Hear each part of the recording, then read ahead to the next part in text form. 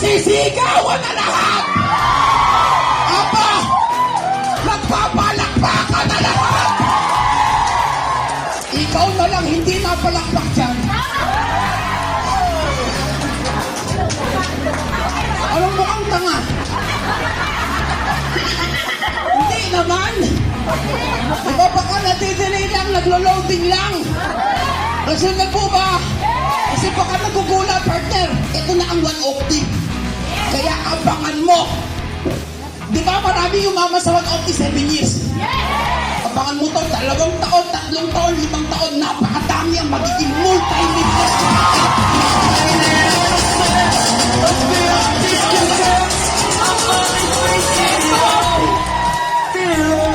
Dali. Ito pinakamasarap. Tandaan mo to. Lahat ng sasabay na sumakay sa aeroplano na 1OP. Paglapag natin, multi-millionaire tayo lahat. Walang matanda, walang bata.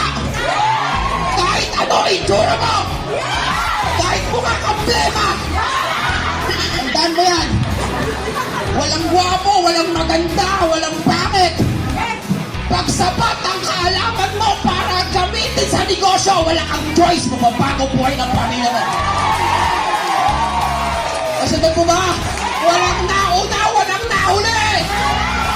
Pag sapat ang kaalaman mo at masipag ka, ikaw ang susunod ng milyonaryo. Kaya napakaswerte mo, nandito ka ngayon. Pupalakpakan naman natin yung mga nasa loob. Yung mga nasa labas, late. Joke lang po. Ayos lang po ba kayo dyan? Magpalakpakan at magsigawan naman dyan sa labas. Yan. Diba, syempre, napaka-importante po ng karunungan, kaalaman. Lalo po, mamaya yung mga magsasalita. Pag-intro lang po ako. Kasi po ako rin, kahit po ako, nagtagal ko na po sa networking, tuloy-tuloy po ako nakikinig. Yan ang sikreto ng mga yayaman. Lahat na ayaw nang makinig. Tandaan mo to. Kakalawangin ka. Kasi na ba, mawawala ka sa sistema. Pag nararamdaman mo, pakiramdam mo, sobrang galing mo na, pakiramdam mo, alam mo na lahat. Naku po, manalangin ka. Delikado ka na. Kasi dapat ang tao, lalo kapag leader at hawak ka ng malaking grupo, tandaan mo to. Para magtagumpay ka sa negosyong ginagalawa natin, kailangan mo makabuo ng malaking grupo. Kung sarili mo, hindi mo kayang bantayan at hawakan, hindi mo kayang hawakan ang maraming tao. Nasunod ko ba? Simpleng pagpalakpak, simpleng pagsigawin ng mga tawa. Baka masayaman ka. Yan ang katotohanan. Walang bola-bola dito. Kasi kung pupulahin ka lang namin, pupulutin ka sa kampungan. Nasunod mo ba? Pero hindi tayo magkaaway. Malay mo yung motivation na pinipitawan mo ngayon. Yan ang maggising sa'yo para next year mayaman ang pamilya mo. Nasunod mo ba? Ito masarap, tulong-tulong po tayo. Isa po kami sa mga katulong nyo at abangan nyo yung mga magsasalita, mga Hall of Famer po natin. Palakpakan naman po natin. Kahit ako po excited. Kasi itong mga tao na to, hindi naman po ito basta yumaman lang sa 1OP. Sapat ang kaalaman, sapat ang experience itong mga to. Kaya nakabuo sila ng malaking grupo. Kasunod ko ba? Excited ka na ba? Excited ka na ba? Diba? Sabi na ito, ano ba naman to? Nakapagod sumigaw kung malakpag.